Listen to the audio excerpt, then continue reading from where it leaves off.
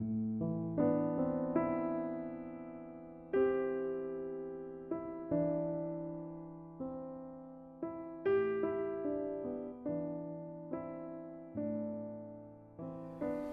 good morning, church. Welcome to our Holy Week devotion series. We're starting today to spend just a few minutes every day looking at what happened on the days leading up to the cross, to Good Friday, and to the resurrection on Sunday. So we're going to stop every morning. We'll have a little video for you and take a short look at what happened on that day. And today we're at Holy Monday. And we're reflecting on this week in general because, the gospel writers actually spend 33% of their time talking about the last week of Jesus' life. So it's important that we take time to consider, what was it all about? What was the point? What happened on these days? And is there a rhyme and reason? Is there some kind of idea as to what is going on? And it turns out that there is. So we're going to begin today by looking at what happened on what they call Holy Monday. We're going to read from Mark chapter 11, verses 15 to 19. And they came to Jerusalem, and he entered the temple and began to drive out those who sold and those who bought in the temple. And he overturned the tables of the money changers and the seats of those who sold pigeons. And he would not allow anyone to carry anything through the temple. And he was teaching them, saying to them, "Is it not written, 'My house shall be called a house of prayer for all the nations'? But you have made it a den of robbers." And the chief priests and the scribes heard it, and they were seeking a way to destroy him. For they feared, because all the crowd was astonished at his teaching. And when evening came, they went out of the city.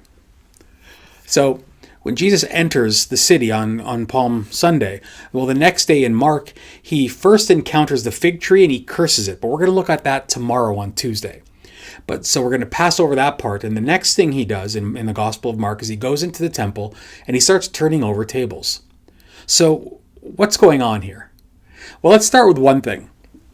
First, let's understand what these folks are doing. Selling in the court is not necessarily bad, and yet it is. So in one sense, the people who were selling and changing money in the court would have been people who thought that they were doing a good service for the city and for their nation and for the people, because they were good entrepreneurs. Because you see, entrepreneurs, what they do is they spot an opportunity in a culture, in a city, in a society, and they say there's a gap here. And they, as entrepreneurs, have the initiative and they take the risk to fill that gap by their own ingenuity, and they hope to make a small profit as well, which is fair. So in this case, people coming to the temple to worship, well, they would have very often had gotten there and realized they were short a couple of things. Sometimes they didn't have the right animals to sacrifice. So it was handy to have somebody in some stalls there of people selling animals for sacrificial reasons. But they also needed to have their money changed into temple currency. And remember, people are coming to Jerusalem every year for Passover from across the Mediterranean world and from the Roman Empire. So they needed to get their money changed. So they needed money changers because the temple would only accept their currency. So they're doing this business. And in some ways it was helpful. But the reason it wasn't helpful was because, it would help if you knew something, if you know something of the geography of the temple. If you know, it was laid out in a big rectangle. And in one end of the rectangle, there is the Holy of Holies. And there, of course, is where the high priest goes. That's where God's presence is, and so on. Around that, the next size court was the court for the Jews, for the believers. And then outside of that, the largest court, that was the outermost court, was the court of the Gentiles. And the purpose of that court was to allow people who were not natural Jews to come and taste and see that the Lord is good, and to worship and to get a sense for who God was.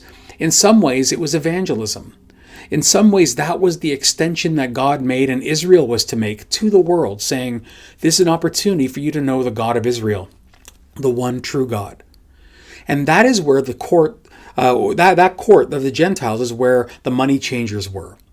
And the reason Jesus gets upset, it's fascinating, isn't it? Because Jesus quotes Isaiah here when he talks about the temple being a house of prayer for all the nations. He could have quoted other parts of the Old Testament that talked about the holiness of the temple, but he chooses to choose a part in Isaiah that speaks directly to the nations streaming to Israel and Israel's responsibility to be a home for all the nations to come. So what he is doing when he gets angry is he looks and as a king, he's expecting to come in and finding the court of Gentiles filled with Gentiles, to see people from around the world coming and worshiping the God of Israel. It's evangelism he's hoping to see. But when he gets there, he finds that the one space that was dedicated for outreach for people who are not in the people of God was instead crowded out with the self-interest of those who were. Because remember, having all these things available was something that you provide, a service you provide for believers. So when he sees that's what's going on, of course he gets upset. And I think for us today, one of the things we should be considering when we read this is wondering, where is it in our church building and in our own hearts and our own lives that we have blocked up the space and stopped up the evangelism that God intends for us to be doing? It could be very overt evangelism like Billy Graham style, or it could be more subtle. But the key is there is a spot in all of us that is reserved for the mission of God, the Missio Dei, which is to go and seek and save the lost. And this is a challenge to us on Holy Monday to ask, what have we done? If Christ was to show up at Redeemer or to show up in your own heart, what tables would he be tempted to overturn? And it's an opportunity for us to be introspective. And I think that's probably a good place to stop on this first day. So thanks for joining us. Tune in tomorrow again as we continue into Holy Tuesday. Have a great day.